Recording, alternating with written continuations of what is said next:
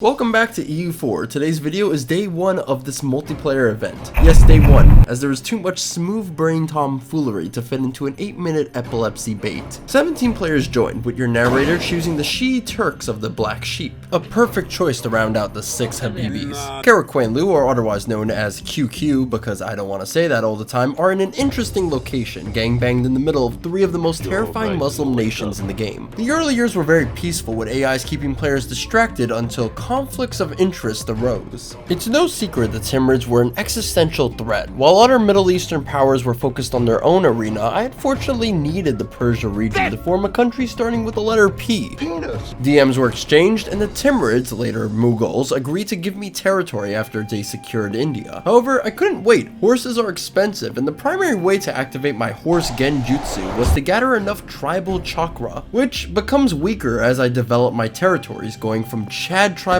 warriors to flabby arm urbanites. So I once again slid into the DMs, and the Osmanoglu family were interested in my plans. With my superior horses, generals, and Ottoman manpower, we can finally beat the strongest empire in the world. The Mughal armies were quite well endowed. Valiant battles were fought across the entire Iranian plateau between the Turkic empires. Cavalry and janissaries won many battles, but eventually the front lines broke, allowing the entire Mughal army to siege down my capital. In addition, the Ottomans had to redirect most of their forces to deal with the Austrians taking advantage of the situation. It was up to QQ and a small detachment of the Sultan's best to defend Tabriz. When it was finished, Mughals surrendered. The future of Persia was safe thanks to the Ottomans, probably the most important war in the middle. Hey, what's that noise? All the North Africans were engaged in a bitter jihad when the Mamluks decided to kill the Tunisian Sultan, scaring the Moroccans who now shared a border with the Mamluks. This kicked off the second phase of the war, where the Moroccans aided with Ottoman forces and the remaining Tunisians launched an attack on the Mamluks. Despite being in a two-front war, the Mamluks had the better military, especially with the Ottomans still recovering from the Mughal Wars. With both armies unable to provide support, the Mamluks dominated the battlefield. With only a brief period of success in Syria, the alliance couldn't bring down the Mamluks, so the war ended up being a back and forth until the Ottomans were stack-wiped in Anatolia,